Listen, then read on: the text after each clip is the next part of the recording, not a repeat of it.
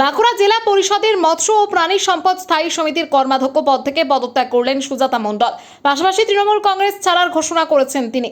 বুধবার বাঁকুড়ার জেলা শাসকের দপ্তরে গিয়ে নিজের পদত্যাগপত্র জমা দেন সুজাতা মণ্ডল। জানা গিয়েছে, দলের নেতৃত্ব ও ভোট কুশলী সংস্থার বিরুদ্ধে ক্ষোভ এবং অভিমানের জেরে তিনি এই সিদ্ধান্ত নিয়েছেন।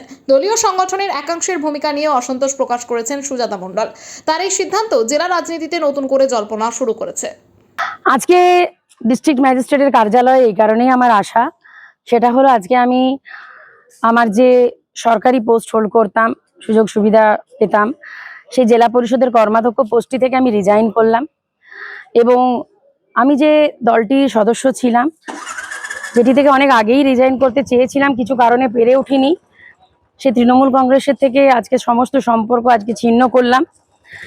গতকাল আমার যে নিরাপত্তা রক্ষা বাহিনী আমাকে বিগত যে শাসক দল ছিলেন তারা আমাকে 7খানা নিরাপত্তা রক্ষী দিয়েছিল। 3টি হাউস গার্ড ছিল, 4টি পিএসও ছিল, কলকাতা পুলিশ স্পেশাল ব্রাঞ্চের 2জন, ওয়েস্ট বেঙ্গল পুলিশের 2জন।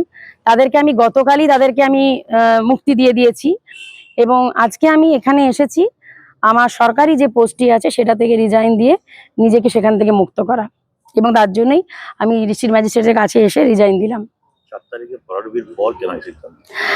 এটা হয়তো কোথাও না কোথাও আপনার প্রশ্নটা খুব যুক্তিযুক্ত, কিন্তু আমার উত্তরটা হচ্ছে, আজকে যদি রেজাল্টটা উল্টো হতো তাহলেও আপনারা আমাকে জেলা পরিষদ থেকে পদত্যাগ করতে দেখতে পেতেন এবং দল থেকেও আমাকে সরে যেতে দেখতে পেতেন। কারণ একটাই কথা আমি মনে করি যে আমরা তো মনুষ্যত্বে মানুষ, তো সেখানে বিবেকের দংশনটা আমাকে কুরে কুরে খাচ্ছিল। আজকে এটা ভাবার কিন্তু কোনো কারণ নেই বাকিদের মতন যে 4ঠা মে তৃণমূল কংগ্রেস 80 হয়েছে বলে আমি আজকে তৃণমূল ছাড়লাম, সরকারি সুযোগ সুবিধা ছাড়লাম, তা নয়।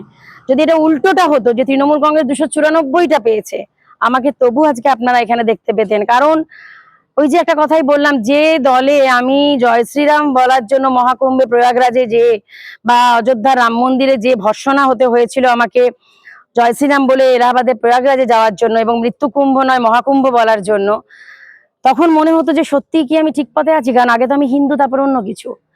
তারপরেও সবচেয়ে বড় কথা হচ্ছে আমি সব ধর্মকে সম্মান করি। আমি নিজে সনাতনী হিন্দু, কিন্তু আমার কাছে সব ধর্মের প্রতি সম্মান রয়েছে। কারণ কোনো ধর্ম খারাপ হতে পারে না, কিছু ব্যক্তি মানুষের চিন্তাধারা খারাপ হয়। এবং সেখানে আপনি জানেন যে হিন্দু ধর্ম হচ্ছে এমন একটি ধর্ম যেটা হচ্ছে আমরা সবাইকে ক্ষমা করতে শেখাই।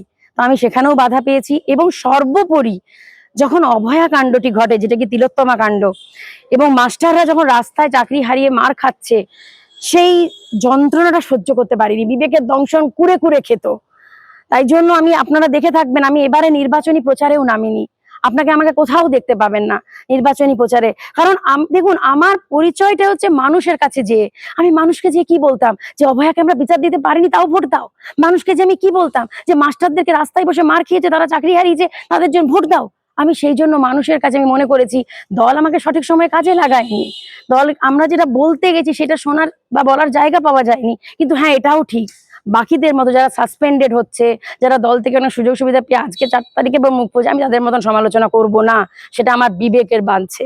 কারণ আমি সময় থাকতে বলতে চেয়েছি। কারণ আমরা যারা মাঠে ঘাটের মানুষ, যারা আমরা গ্রাসরুটের মানুষ, মানুষের গন্ধ বুঝি।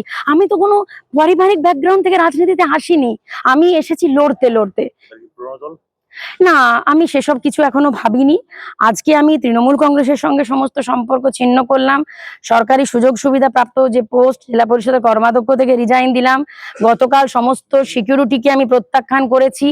আজকে থেকে আমার নিরাপত্তা মানুষের কাছে, আর মানুষের নিরাপত্তা, মানুষের প্রতি ভালোবাসা আমার সবসময় ছিল, আছে, থাকবে।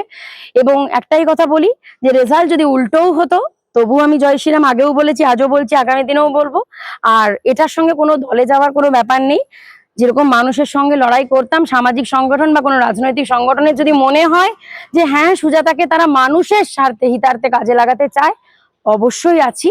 কিন্তু আজকে আমি এখন রাজনৈতিক ব্যানার ছাড়া সাধারণ সুজাতা।